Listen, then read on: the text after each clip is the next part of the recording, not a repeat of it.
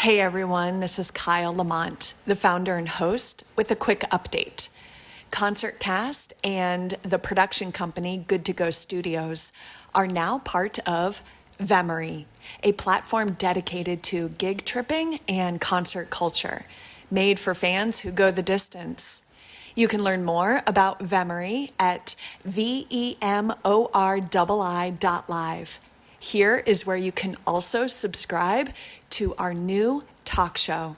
It's called Concert Chat, and it's the only video podcast reviewing music venues and the performance immediately after the encore, all from a car parked outside the venue.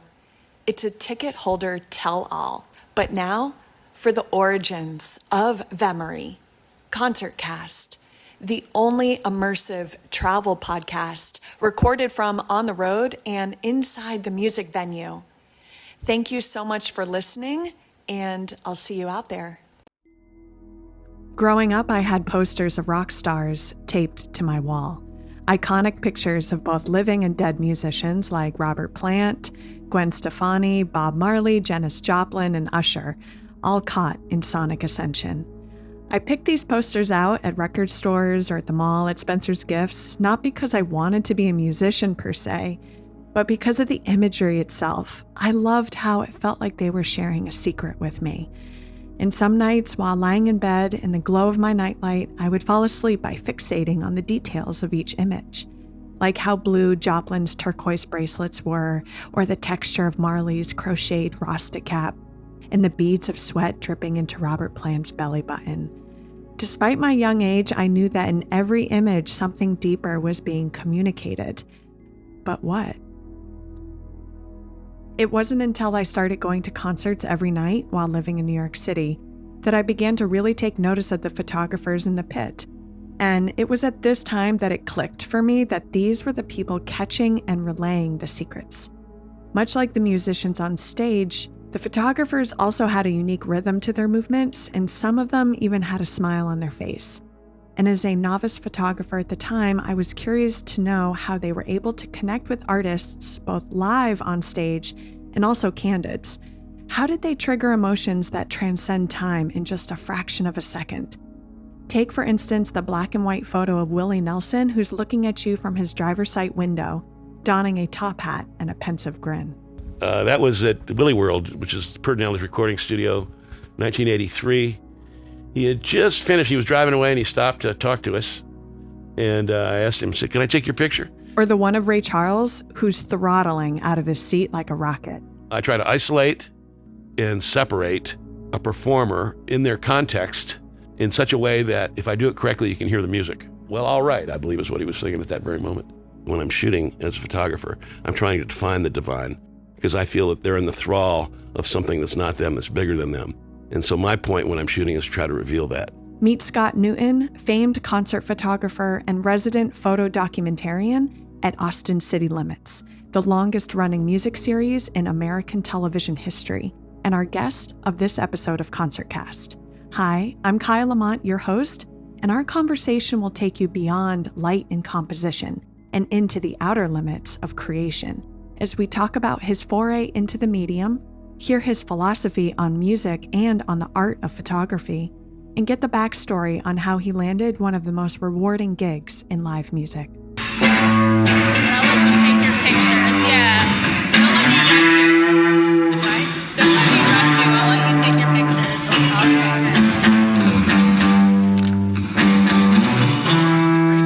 And that's a good angle for the seating, too. I'm on the floor of the Moody Theater, a state-of-the-art music venue in downtown Austin where the infamous TV show Austin City Limits is filmed for a daytime tour of the venue.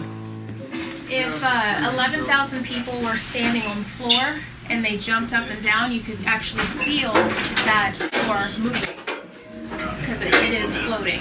We're then taken backstage where we walk by intricate lighting sconces. So it's one of those things that artists like to touch or rub right before they go on stage. And into the green rooms where our delightful guide tells us about Dave Chappelle's interesting request. For all red lights in these dressing rooms, so the hospitality team changed out all of these lights to red. Even the ones in the refrigerator.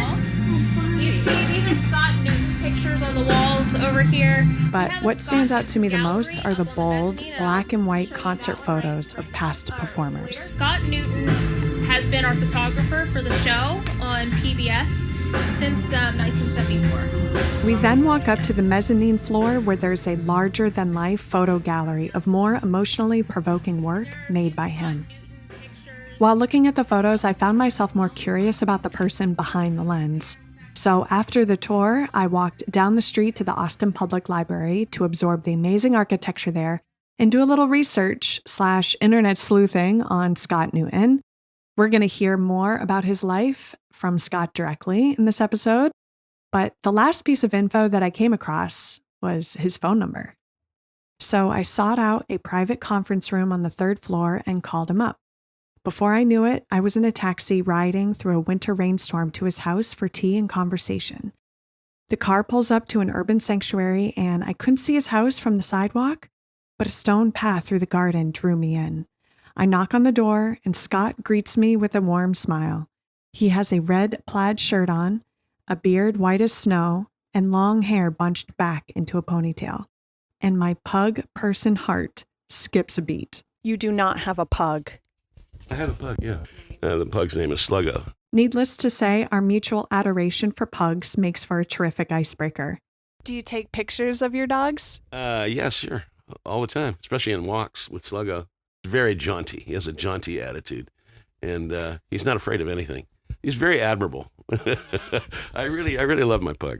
And without hesitation, we go right for the spiritual jugular, and our conversation transitions from pug snorts to music mythology. What I like about music is that it touches the divine.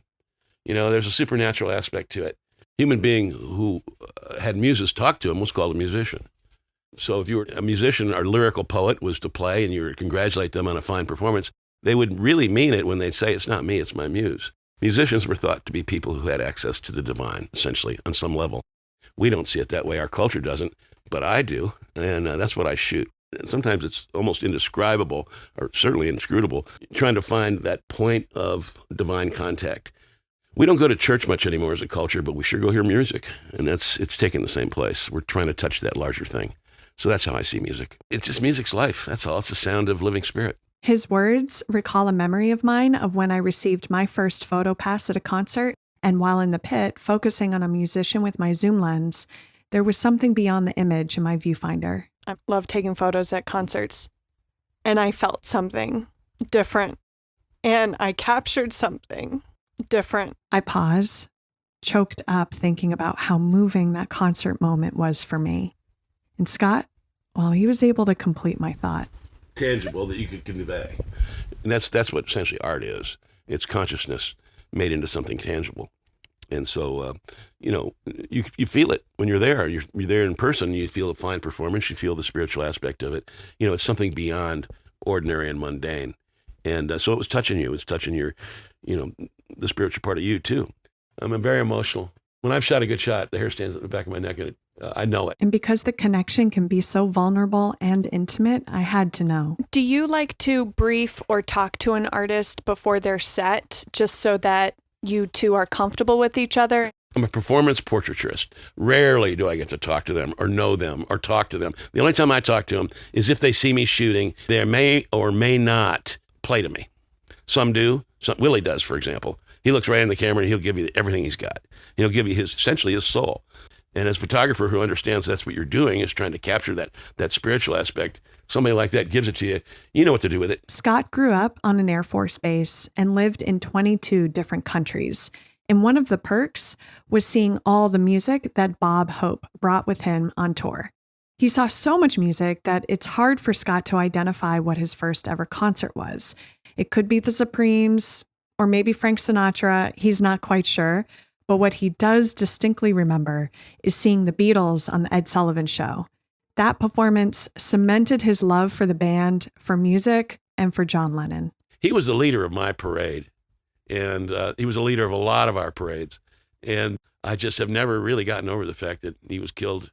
Another formative musical moment for Scott was when he saw the Rolling Stones play in Fort Worth, Texas in 1972, where... Suddenly you had real rock, you had real art was in front of you, that was pertinent, that was emotional, that was real, it was tangible.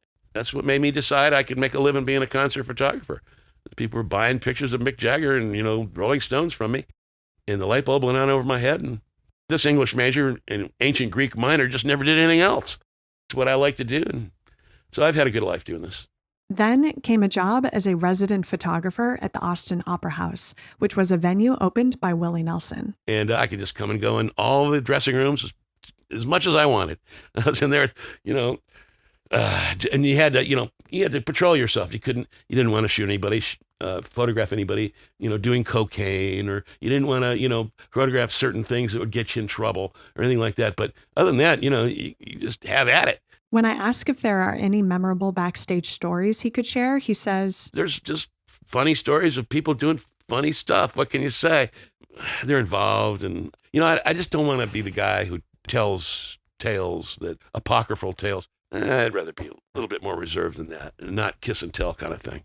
Duly noted. Okay. You can't blame me for asking. I can't blame you for asking. His Austin City Limits story starts in the late 70s at the original studio on the UT campus, where his longtime friend, Willie Nelson, was the first to play.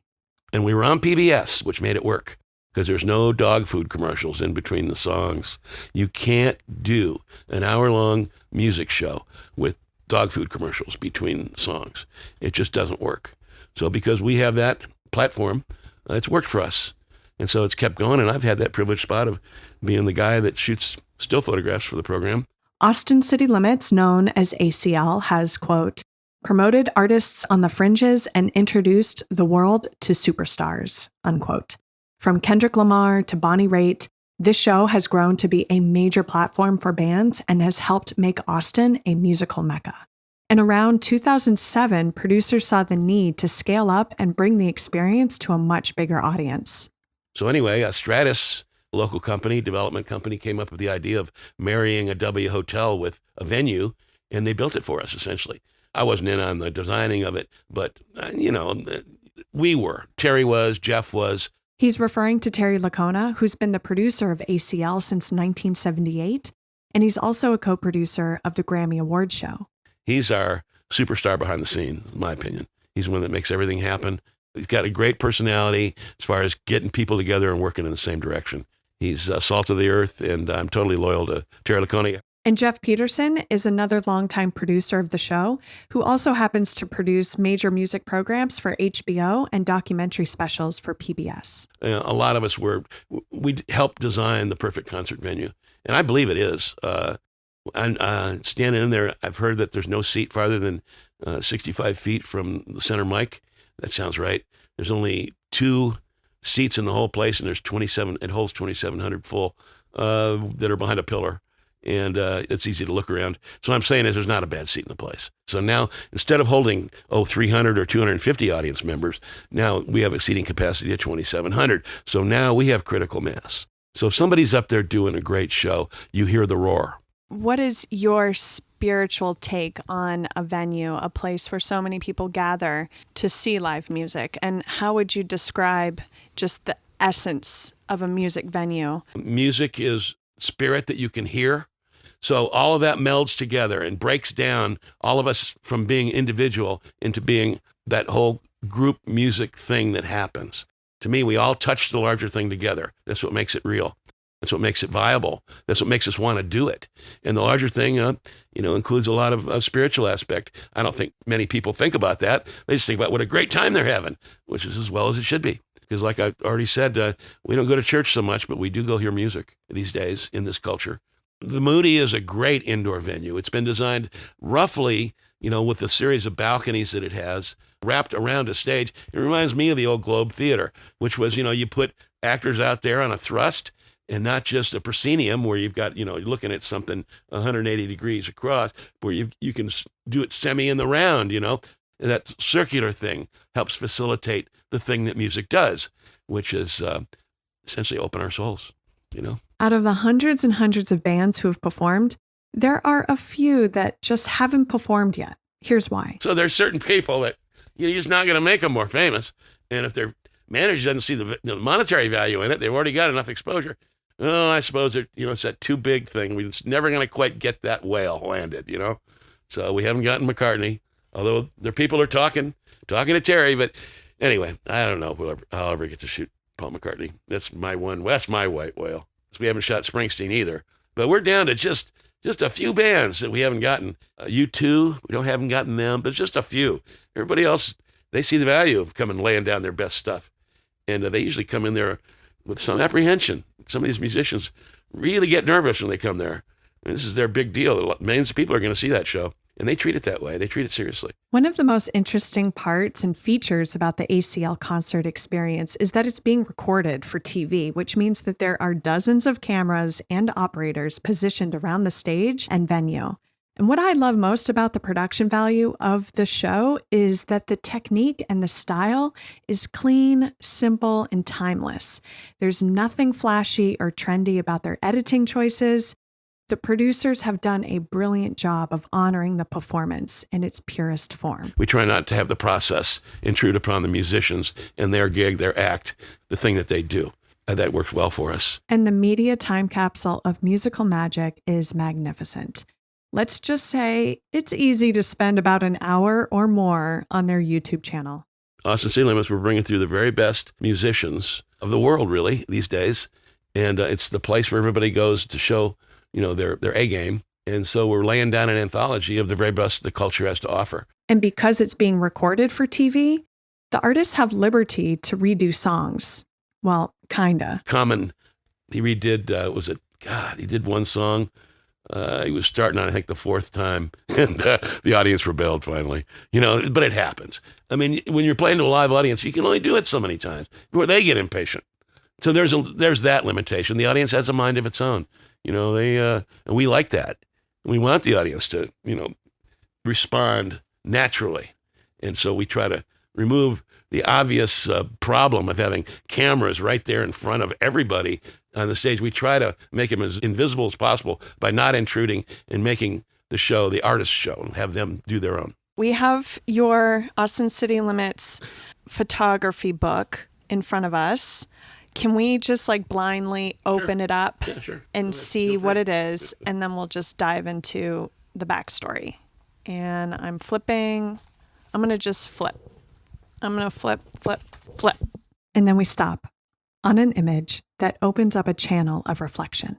It's of a legendary troubadour, a sensational singer-songwriter who's on stage mid-song with eyes closed.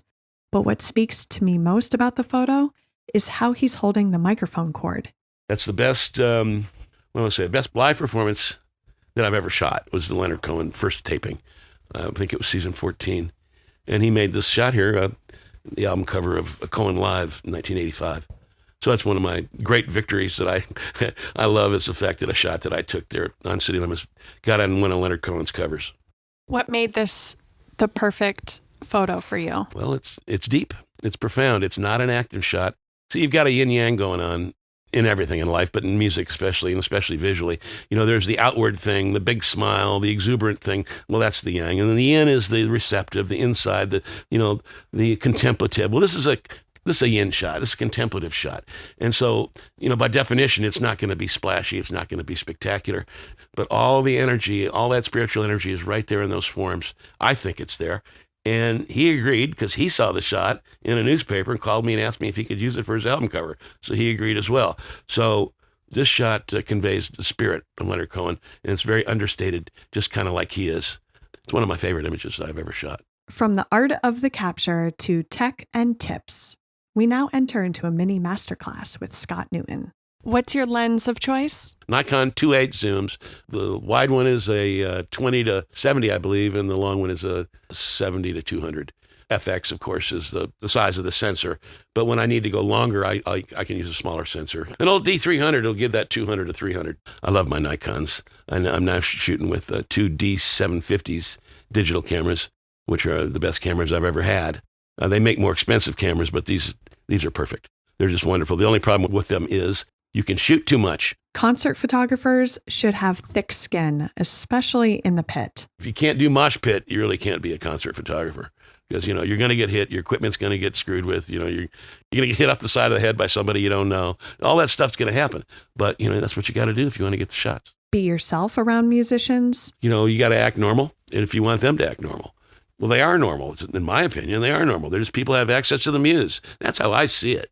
I see these as just people that are favored by, circumstance or luck, really. A lot of them have maximized it. And when it comes to oh shit moments where life sends you a camera curveball in the middle of a performance, you got to deal. And whether or not you panic is part of, the definition of who you are. So keeping cool in times of stress, when somebody's paid you to do really well and things are going really wrong, well, that's when you show your shit. That's when you prove you're a photographer. You're only as good as your last shoot in this business. Just keep that in mind. And if you blow a shoot, well, you better atone. You better come up with a whole bunch of shoots to make you forget you blew one. I'll talk more about equipment if you'd like, but you can probably tell I'm into the philosophy of the thing, of what it is I'm actually doing. All this equipment, to me, is just the way you get there. So let's get into it. Practice seeing without the box in front of your face. You practice telling the story without a camera there, so that when you do put the camera there, it's just all art. You know how to look, you know how to juxtapose, you know how to compose, you know how to do the thing that you were born to do. What a photographer does is he sees the truth of that moment and he conveys it in concrete form where others can see it as well. That's what a photographer does. That's the goal. That's the job description. Aesthetically, I try to isolate and separate a performer in their context in such a way that if I do it correctly, you can hear the music. Just shoot a lot and act like each one of them is the only one you'll get to shoot. That's the key. and by looking at the iconic photo of Ray Charles, he helps to better describe what he means. Okay. As a performance photographer, there's two things that are in my mind always. One is the form that's inherent in the shot. Try to pare it down. Trying to get the form so it's apparent. So right there, the form is, he's bending over backwards. The music's coming out. It's an exaltation. You can literally see the form. And the other thing is try to find the decisive moment.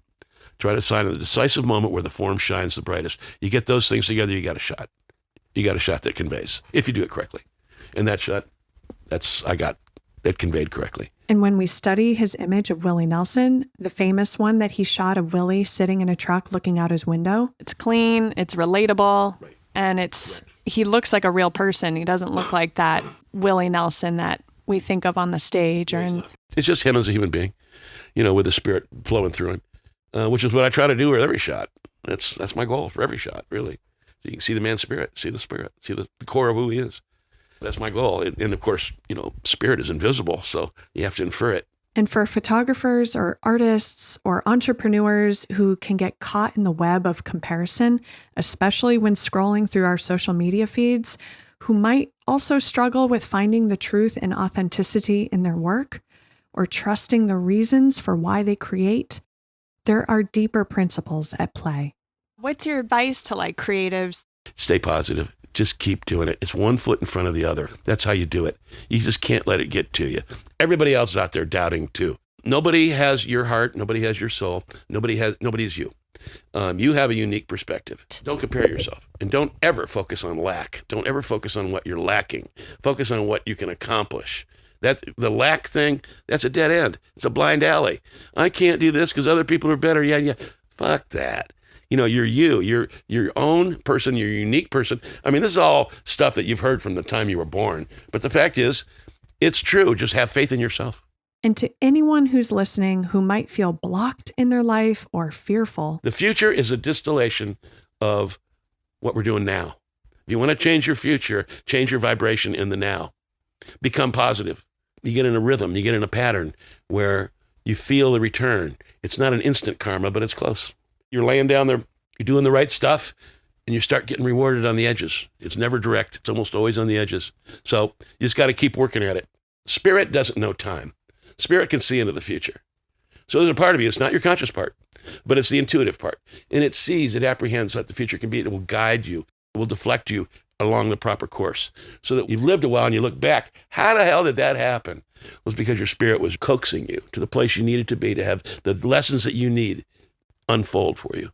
So that's how life works, in my opinion. Just have the strength and courage of your convictions and in your own consciousness. You are gifted that consciousness. It touches God, that consciousness.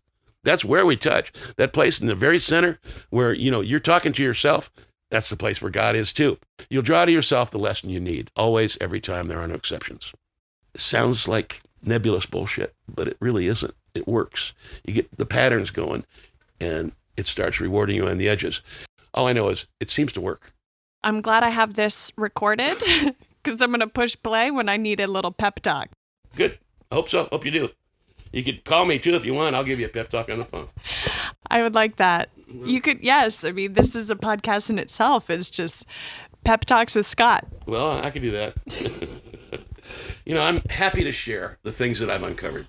In fact, I've made a bonus episode with more from Scott on this subject. Listen to Principles and Philosophy for Photographers and Creatives at the conclusion of this episode. We mosey from his living room into his office to glance into his digital photo archive. He tells me he has over 28 terabytes of content. Just shot Willie the other day. He played for an hour and a half. I shot over 2,000 shots. So what is your ISO at right now? Because it's freaking night. 2,500. I'm probably shooting at 1/60th at 2.8. That's my guess. It might be a 200th at 2.8. I get all excited. Now that's beautiful to me. That. It's just marvelous. The lighting is so marvelous. That's his sister, Bobby. So there's a nice 2-shot there. It's not an accident. There's never an accident when you're a still photographer. Everything is placed. Everything's on purpose. That's the famous Willie smile. These are the circles of confusion you get when you use a 2.8 lens. And that's our look. And the more we scan, the more I start to detect his signature style, which Scott explains to me here. Is to try to isolate as simply as possible, to condense the form down into something that jumps right off the page that you can hear if I do it correctly. You feel the warmth of the music, and there is this energy circuit right in the middle. It's totally invisible. When existence conveys to you the underlying invisible essence of the thing, and you push the button at that moment so you can show everybody else, that's what photography is. That's a great shot. All these are really good, or they wouldn't be left in the call. He's 85 now. His voice is a lot weaker than it used to be, but he's still got all the power of spirit that he had. That's what I see. He's looking right at you. Yeah, he is. He's giving it to me. We go back. He does that for me. And then I've got lights to play with, so it just becomes a composition exercise for me. There's so many elements. That's good too, but when I get to this next one here, I'll show you. I consider that to be one of the best shots I've ever taken of him. Why is that? The eye contact and the way he tilts his head. Like somebody, when they tilt their head when they're looking at you, it's like they're questioning something. And I just love all this wrinkled skin. It talks about how many years of living he's got behind him. And he's getting ready to throw these are all great. Even my own photography wipes me out when I see some of these. These are all great. You nailed that last shot there. That was beautiful. Thanks. Slugger the pug is snoring, the rain is pattering, and we take a trip to the 70s. So I'm going to flash through these. You'll get an idea. Oh, there's some nice ones there. This is one of my favorite. There's some nice ones. I'll show you these. Oh, yeah. Get back to this. Another one of my favorites. I shot that with film probably 50 years ago. There's a lot of dead people in these things. I've been around a long time. There's Waylon. He's dead.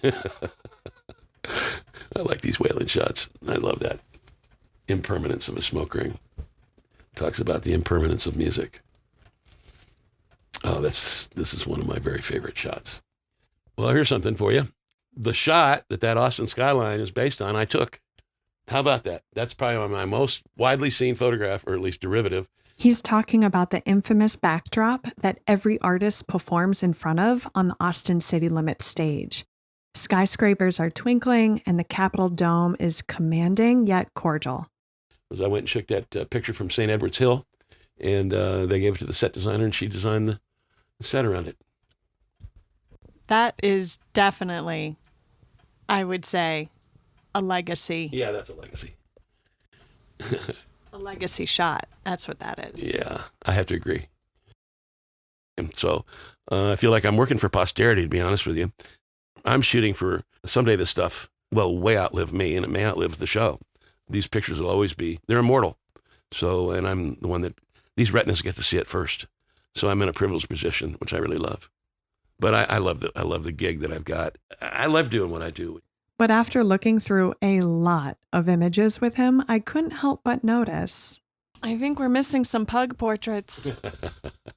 It's been really cool to talk to you because you just have a beautiful way of articulating photography that I've never heard before. And that is just connects with me too, because that's what I love about photography is like seeing something deeper. And so that's cool that you've been saying it better than I've ever said it. So thank you. Everything, I didn't say anything that I don't believe. So, or it was a lie. So I'm trying to think, did I? Before I leave, I snap a selfie with Scott and Slugger. Well, I really appreciate your time. Honestly, that was fun. Well, I'm glad I got to give you a pep talk too. And while standing in the doorway, looking out through the misty garden, Scott gifts me with an answer that I've been seeking from when I used to study those rock stars on my teenage bedroom wall. There's a cyclical nature to everything. You know, everything there's a season. And the trick is to be a photographer is to figure out when the truth has changed.